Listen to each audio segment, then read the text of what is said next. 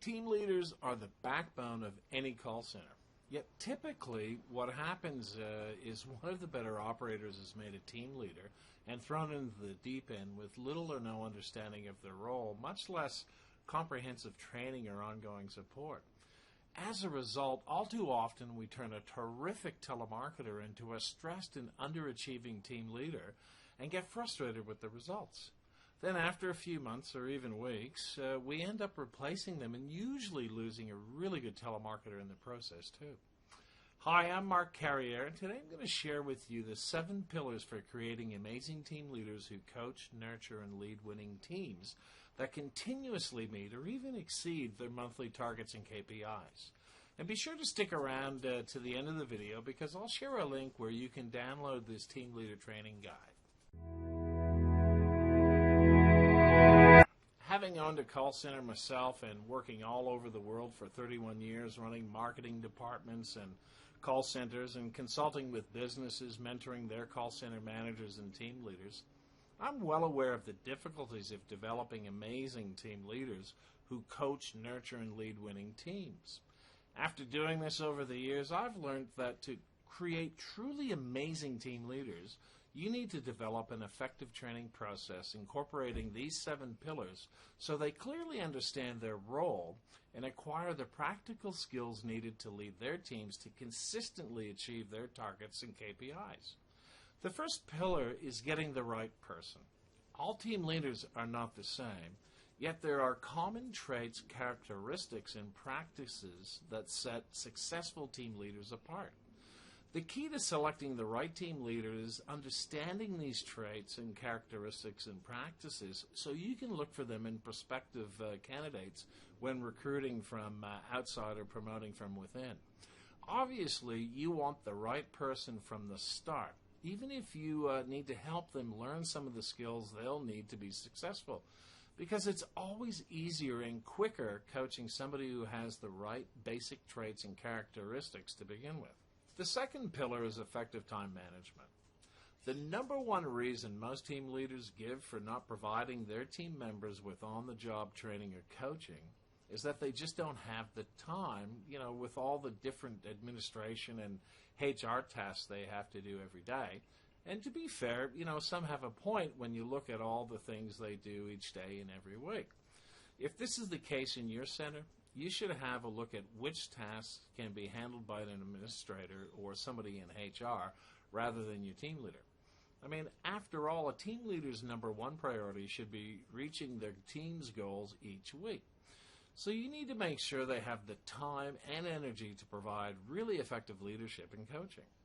If team leaders aren't overburdened, though, with too many tasks, then you're really dealing with an excuse, and that's an easy fix.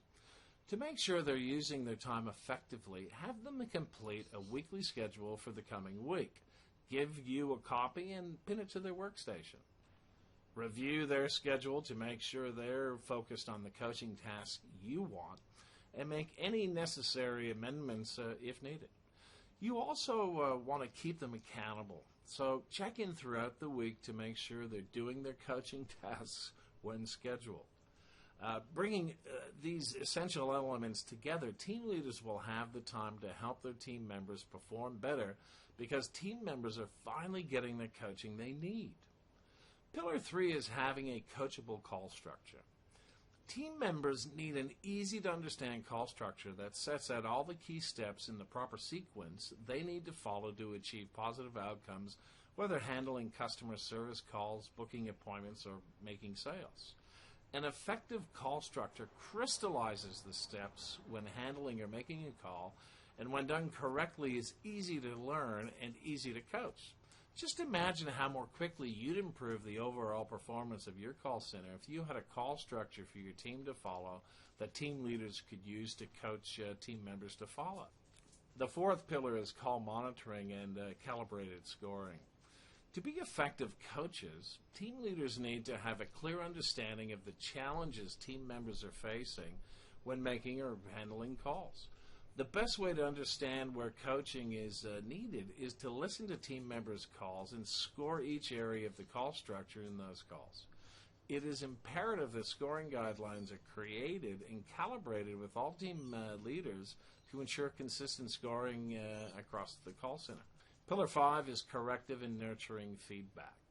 Providing positive and corrective call performance feedback is critical when coaching team members to ensure they are protecting your brand and well trained to be friendly, helpful, giving accurate information, and following call handling processes effectively. Team leaders need to be trained in providing nurturing and corrective feedback on calls they've scored to make sure team members really understand where they need to improve and are open to being coached. The sixth pillar is team member skills audits. Team members need to conduct a skills audit of each of their team members every quarter to have a timely and clear understanding of the coaching and training needs for each of their team members.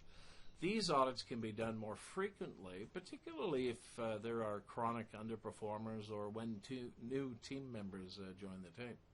Skills audits cover all the sections of a call structure and other areas such as product knowledge, systems knowledge, and administration. The last pillar is team coaching plans. Coaching plans keep team leaders focused on covering the areas each of their team members need improvement in. And it's just a simple plan that outlines which areas need work, what coaching is required, when it will be delivered, and who delivers it.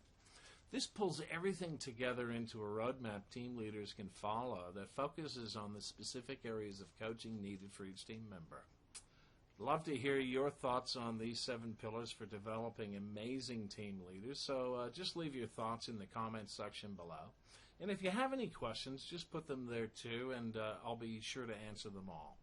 And I'll leave a link in the video description below so you can grab a copy of the 7 pillars for creating amazing team leaders guide discussed today. Now, please do me a favor. If you like this video, hit the like button below and share it with somebody that you think it can help. And be sure to subscribe to this channel because I upload team leader training videos every Wednesday, so be sure to subscribe to my channel and hit the notification bell. That way when I upload more videos and tips, you'll get notified. Thanks again for watching, and I'm looking forward to seeing you all next time.